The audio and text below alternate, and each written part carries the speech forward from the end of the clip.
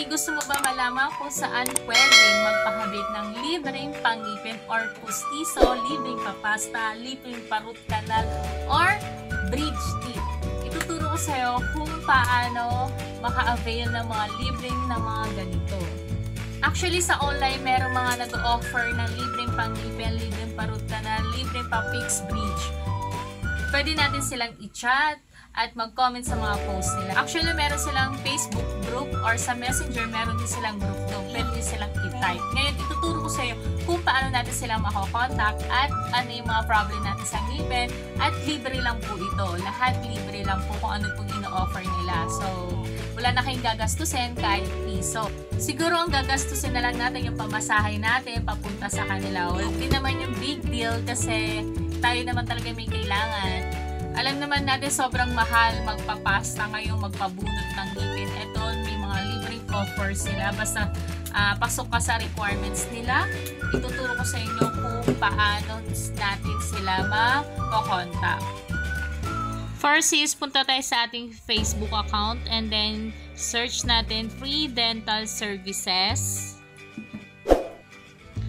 And then, kapag may nakita tayong ganyan, i-click na natin yung first group. Mayroon silang public group members na 7.3k members.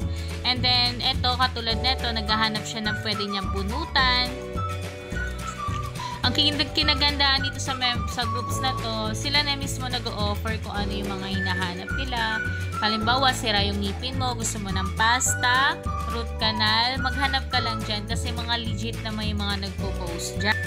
From the word legit, guys, mag-background check din naman kayo, syempre. Huwag kayo ang asa dito sa videos ko at nagbibigay lang naman ako ng mga tips na pwede makatulong sa mga viewers ko. So, ito yung mga naghahanap ng mga gustong magpagawa ng ngipin. Mag-double check din naman kayo, syempre. And then, hanap tayo ng ibang groups na mas maraming member. For example, ito, sobrang dami nito. Umabot siya ng 44k members. So, dito na lang kayo siguro maghanap kasi karamihan naman dito mga nag-o-offer talaga ng free dental services. So, ayan, may mga requirements din sila.